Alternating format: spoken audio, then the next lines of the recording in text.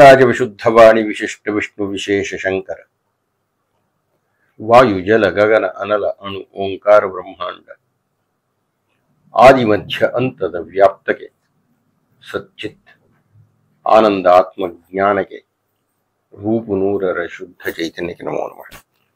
ಗುರುಗಳಿಗೆ ಅನಂತಾನಂತ ಪ್ರಣಾಮಗಳು. ನಾನು ಸಚಿನ್ ಅಂತ ನ್ಯೂಜಿಲ್ಯಾಂಡಿನಿಂದ ಮಾತನಾಡುತ್ತಿದ್ದೇನೆ. ಸತತವಾಗಿ ಜನರ ಮನಸ್ಸಿನಲ್ಲಿರುವ ಅನೇಕ ಸಮಸ್ಯೆಗಳನ್ನು ಪರಿಹರಿಸುತ್ತಿರುವುದಕ್ಕೆ ಅನಂತ ಧನ್ಯವಾದಗಳು. ಗುರುಗಳೇ, ನನಗೆ ಅದ್ವೈತದಲ್ಲಿ ಹೇಳಿರುವ 2 ವಿಷಯಗಳು ಸರಿಯಾಗಿ ಅರ್ಥವಾಗುತ್ತಿಲ್ಲ. ಮೊದಲನೆಯದು ಅಹಂ ಬ್ರಹ್ಮಾಸ್ಮಿ, ಎರಡನೆಯದು ಜಗತ್ ಮಿಥ್ಯ.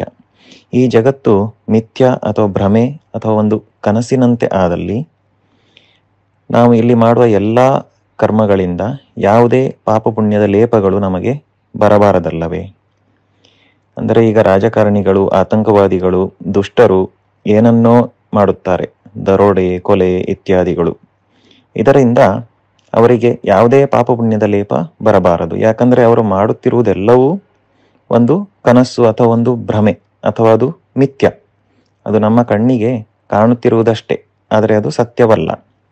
ಅದೇ ರೀತಿ ಎಲ್ಲರೂ ಪರಬ್ರಹ್ಮರೇ ಆಗಿರುವುದರಿಂದ ಬ್ರಹ್ಮನಿಗೆ ಯಾವುದೇ ರೀತಿಯ ಪಾಪ ಪುಣ್ಯಗಳ ಲೇಪ ಇರಬಾರದಲ್ಲವೇ? ಇದನ್ನು ದಯವಿಟ್ಟು ವಿವರಿಸುತ್ತೀರಾ? ತುಂಬ ಧನ್ಯವಾದಗಳು. ಸಚಿನ್, ನಮಸ್ಕಾರ.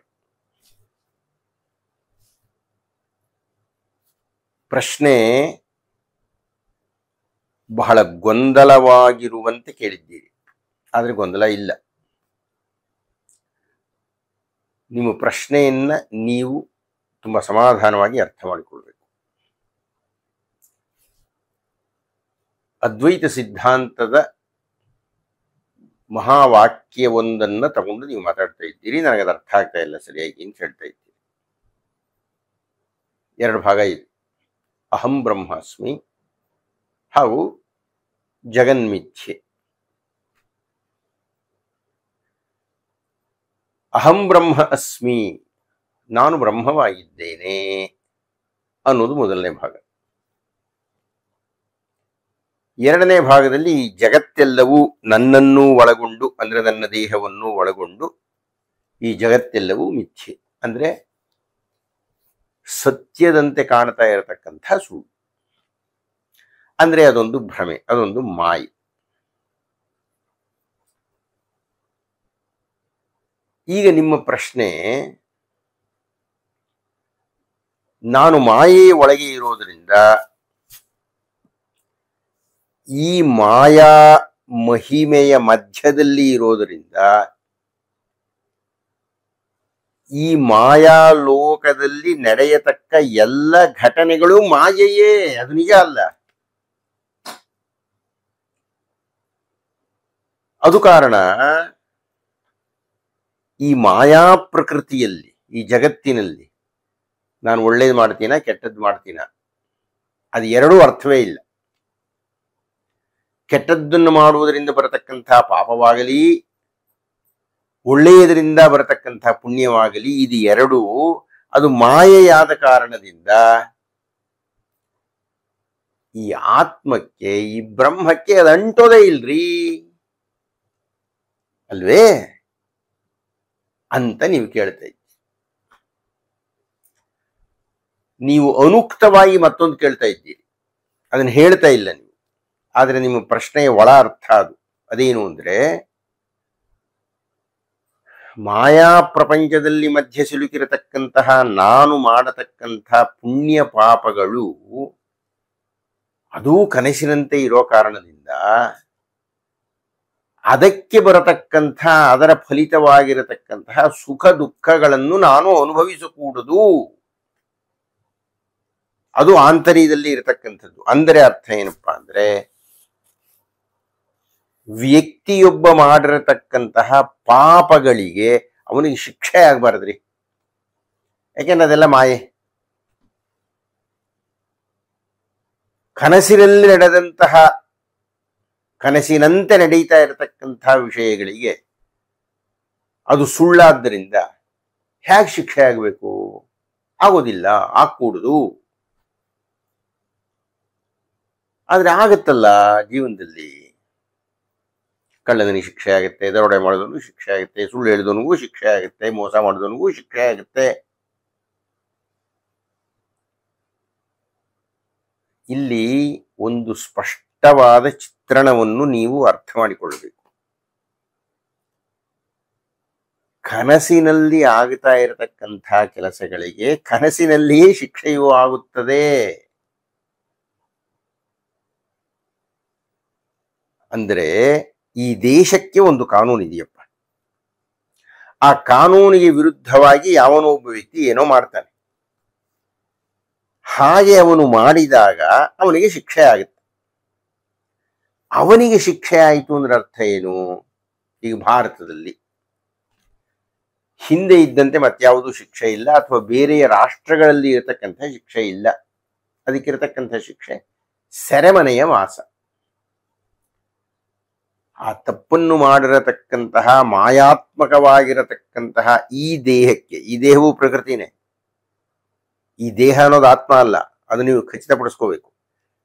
ಈ ಮಾಯಾಬದ್ಧವಾದ ದೇಹಕ್ಕೆ ಮಾಯಾ ಜಗತ್ತಿನಲ್ಲಿ ಏನೋ ಒಂದು ಶಿಕ್ಷೆ ಜಾರಿ ಆಗ್ಲಿ ಬಿಡಿ, ಒಂದೆಂಟು ತಿಂಗಳು ಸೆರೆಮನೆಯಲ್ಲಿ ಇರಬೇಕು, ಜೀವಾವಧಿ ಶಿಕ್ಷೆ, ಸಾಯೋ ತನಕ ಒಂದು ಸೆರೆಮನೆಯಲ್ಲಿ ಇರಬೇಕು, ಸೆರೆಮನೆಯಲ್ಲಿ ಇರಬೇಕು, ಒಂದು 20-25 ವರ್ಷ ಇರಬೇಕು, ಹೀಗೇನೋ ಒಂದು ಆಗುತ್ತೆ ಅಂತ ಇಟ್ಕೊಳ್ಳೋಣ.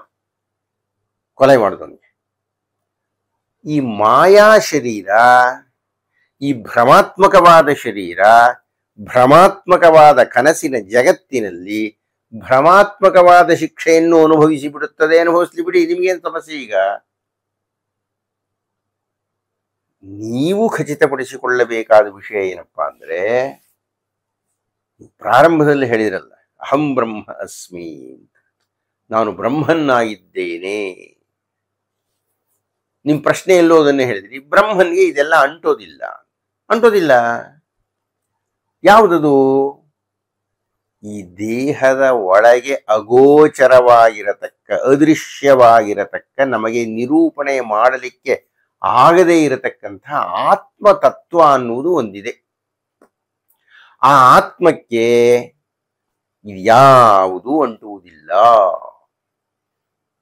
ಅದರೊಳಗೂ ಅದ್ವೈತದ ಹಿನ್ನೆಲೆಯಲ್ಲಿ ನೀವು ಕೇಳ್ತಾ ಇರೋದ್ರಿಂದ, ಅದ್ವೈತ ಸಿದ್ಧಾಂತದಲ್ಲಿ ಆತ್ಮ ಅನ್ನತಕ್ಕಂಥದ್ದು ಕೇವಲ ಸಾಕ್ಷ್ಯ, ಅದು ಭೋಕ್ತೃವಲ್ಲ. ಭೋಕ್ತೃವಲ್ಲ ಅಂದ್ರೆ ಅರ್ಥ, ಅದು ಸುಖ ದುಃಖಗಳನ್ನ ಅನುಭವಿಸೋದಿಲ್ಲ, ಅದು ಸುಮ್ಮನೆ ತಟಸ್ಥವಾಗಿರುತ್ತದೆ. ಹಾಗೆ ನಾವು ಅನುಭವಿಸ್ತೀವಲ್ಲ ಅಂದ್ರೆ ಅನುಭವಿಸುವುದು ಬುದ್ಧಿ ಅಥವಾ ಮನಸ್ಸು. ಇದು ನಿಮಗೆ ಖಚಿತವಾಗಿ ಅರ್ಥ ಆಗಬೇಕಾದ್ರೆ ಯಾವುದಾದ್ರು ಶಸ್ತ್ರಚಿಕಿತ್ಸೆಯನ್ನು ಮಾಡಿಸ್ಕೊಳ್ಬೇಕು. ನಮಗೆ ಒಂದು ಸೂಜಿ ತಗಲಿದ್ರೆ ನೋವಾಗುತ್ತೆ. ಯಾವುದಕ್ಕಾಗುತ್ತೆ ನೋವು? ನನ್ನ ಪ್ರಾಣಕ್ಕೆಲ್ಲ ನೋವಾಗೋದು, ನನ್ನ ಮನಸ್ಸಿಗೆ ಆಗುತ್ತದೆ, ನನ್ನ ಬುದ್ಧಿಗೆ ಆಗುತ್ತದೆ.